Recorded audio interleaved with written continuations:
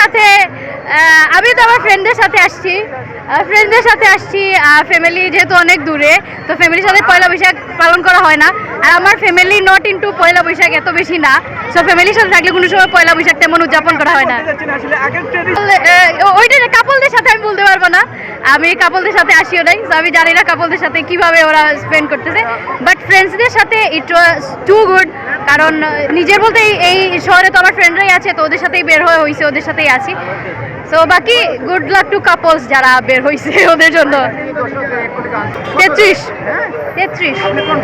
Yes অবশ্যই 1433।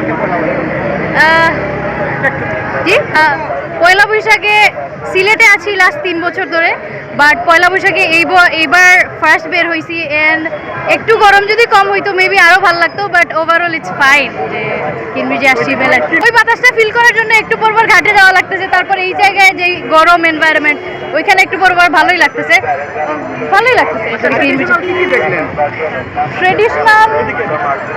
Traditional আসলে এই যে চোখে পড়ার মতো এখানে দেখছি মাটির অনেক জিনিসপত্র আছে যেগুলা খুবই আমাদের ট্রেডিশনকে ফলো করতেছে।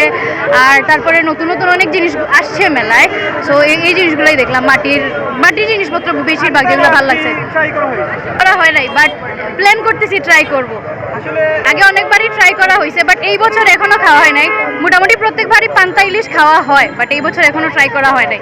অনেকে বলে আসলে কাইন্ড অফ যেভাবে ইলিশের দাম বাড়তেছে, এই যুগে পান্তা ইলিশ তো বিলাসিতাই, সবার পক্ষে তো আর সম্ভব না পান্তা ইলিশ খাওয়া। পান্তা খাওয়া সম্ভব, বাট ইলিশ খাওয়া হয়তো সবার পক্ষে সম্ভব না। আগের মতো 10 বছর আগে আমি